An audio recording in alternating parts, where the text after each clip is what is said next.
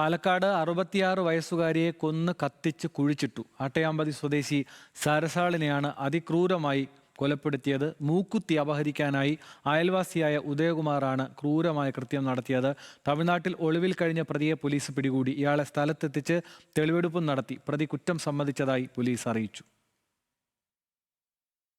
കഴിഞ്ഞ ജൂൺ 10-ാം തീയതിയാണ് വടകരപ്പതി ആട്ടിയാമ്പതി സ്വദേശിയായിട്ടുള്ള 66 വയസ്സുകാരി സരസാളിനെ കാണാതാവുന്നത്.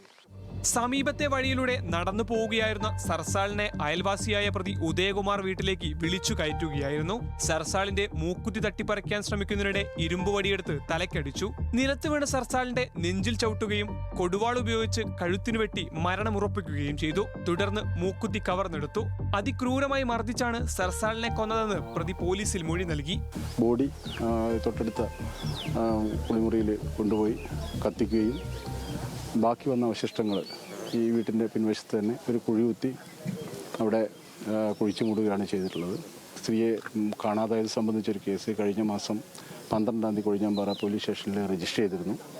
അതിൻ്റെ അന്വേഷണം നടത്തിയവരെയാണ് ഈ കോളനിയിലെ പല ആളുകളെയും ചോദ്യം ചെയ്തിരുന്നു.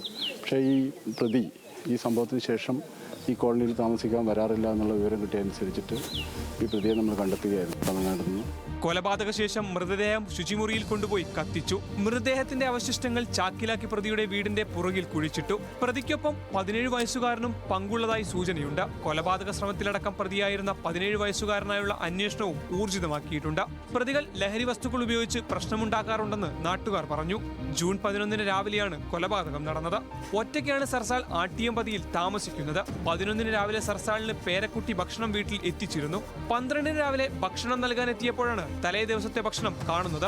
ഉടൻ തന്നെ കൊഴിഞ്ഞാമ്പാറ പോലീസിൽ സർസാളിനെ കാണുന്നില്ലെന്ന പരാതി നൽകി. തുടർന്ന് പോലീസ് അന്വേഷണം ആരംഭിച്ചു. തമിഴ്നാട്ടിൽ നിന്നാണ് പ്രതിയെ പിടികൂടിയത്. പ്രതിയെ സംഭവ സ്ഥലത്തെത്തിച്ച് തെളിവെടുപ്പ് നടത്തി. അതിക്രൂരമായാണ് പ്രതി ഉദയകുമാർ സരസാളിനെ കൊലപ്പെടുത്തിയത്.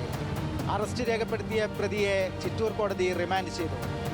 ക്യാമറമാൻ രമേശ് റാമിനൊപ്പം സച്ചിൻ വള്ളിക്കാട്, ന്യൂസ് മലയാളം.